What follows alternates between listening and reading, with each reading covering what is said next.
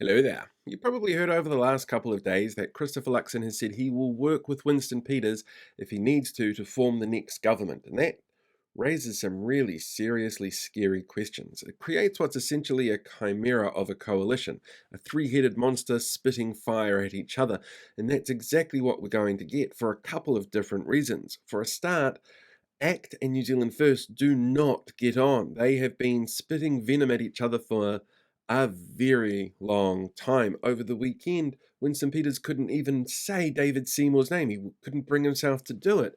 And we've seen in the past David Seymour rule out working with New Zealand First and said he couldn't even sit around a cabinet table with him in the same room. That does not make for an easy coalition to work with.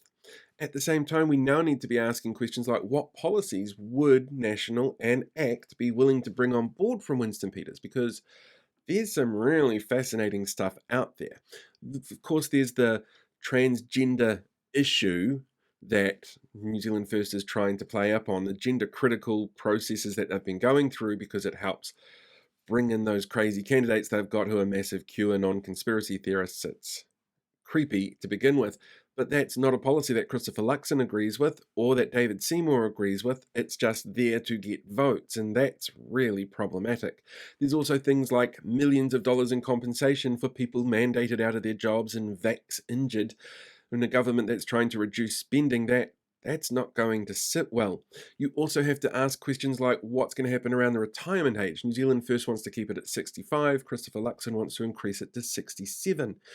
New Zealand First wants to bring back live animal exports, but they also have some really vague policies like tax incentives for added value.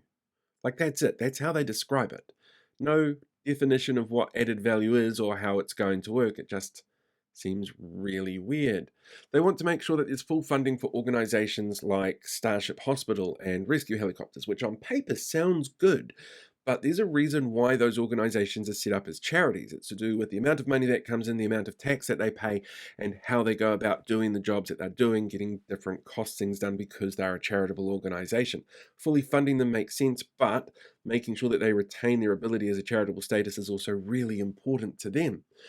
It's a really strange thing to sit down and look at. Repealing the Therapeutics Products Act, which is again another dog whistle for those Freedom Party style voters, is something that's been in the works for years because this is a 30-year-old act that needs to be updated for modern times. And here's the real crux of the problem with New Zealand First.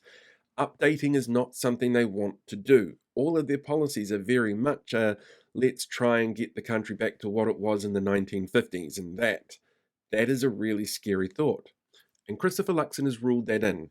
And this is where it's really, really worrying. Not only did 43% of respondents say they didn't want Christopher Luxon to work with New Zealand First, but it now means that voters have a really clear understanding of exactly who can and will work with each other after the election.